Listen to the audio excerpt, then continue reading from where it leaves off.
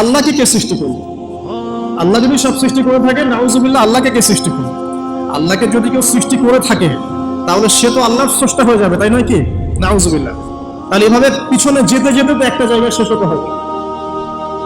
একটা, আমরা যখন ফিলোসফি পড়েছিলাম একটা তত্ত্ব ছিল, তার নাম হচ্ছে কার্যকারণ তত্ত্ব। কার্যকারণ তত্ত্ব মানে হচ্ছে প্রত্যেকটা কাজের পিছনে একটা কারণ থাকে, ঠিক আছে? এই যে ব্যথা হচ্ছে কেন? কোন একটা কারণ আছে। জ্বর কেন? একটা ভাইরাস আছে। মানে প্রত্যেকটা বিষয়ের পিছনে একটা কারণ আছে।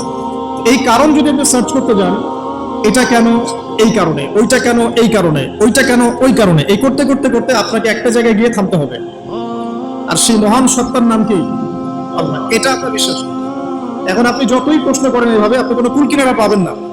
এই জন্য নবী সাল্লাল্লাহু আলাইহি ওয়াসাল্লাম বলেছেন, যখনই তোমাদের মধ্যে এই চিন্তা আসবে যে আল্লাহ পাক সবকিছু সৃষ্টি করেছেন, তাকে আবার কে সৃষ্টি করলো, তখন আউযু বিল্লাহি মিনাশ শাইতানির রাজিম পরে বাম দিকে 3 বার থুতু ফেলবে।